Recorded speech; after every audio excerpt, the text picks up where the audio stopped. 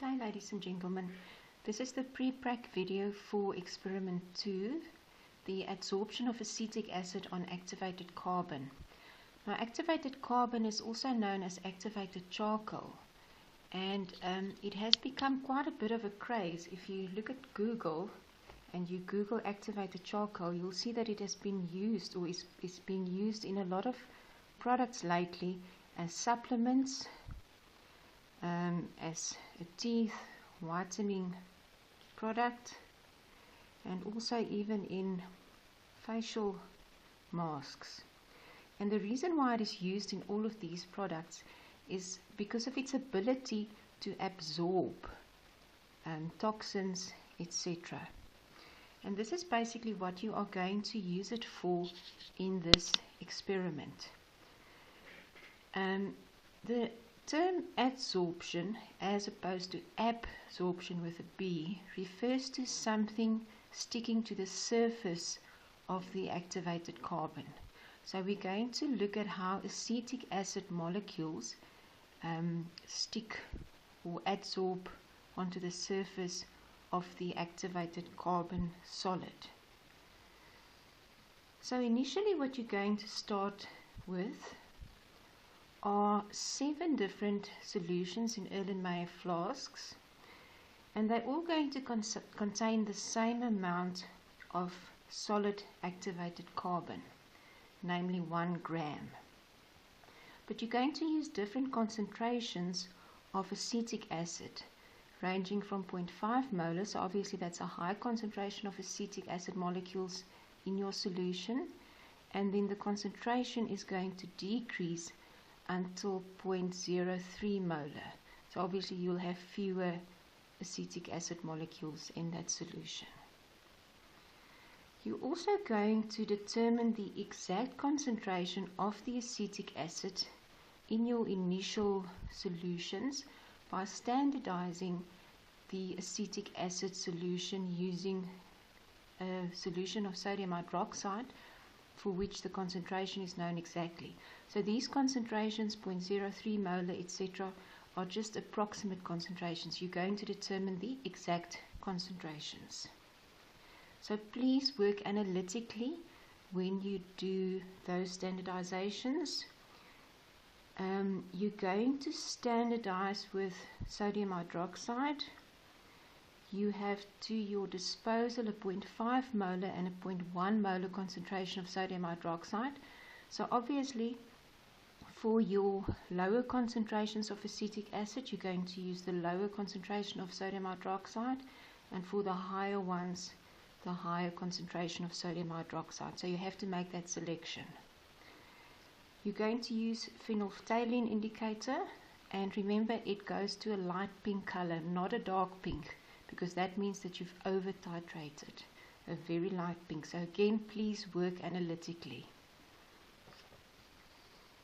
So then you're going to leave these solutions for an hour in a water bath at room temperature.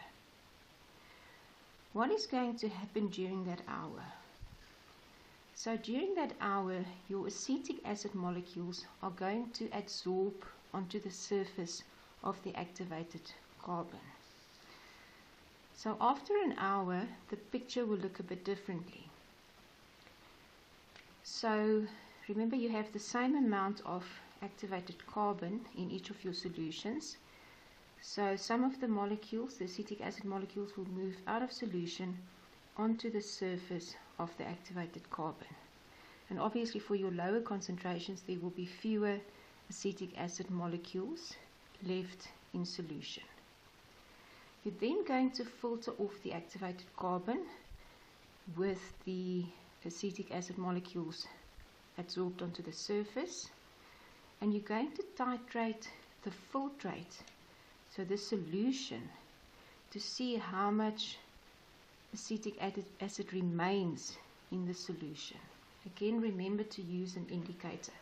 You're going to use the same indicator. So based on that information, you can have, or you will have, the following information.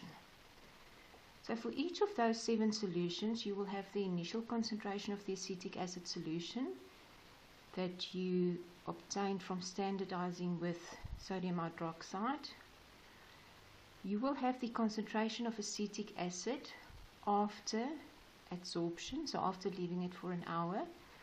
So that would be Ci, this would be C. And from these two values you can calculate the moles of acetic acid adsorbed per gram of carbon using these two values. Then you are asked to tabulate these values. And for the isotherms, you're also going to use the log of N and the log of C.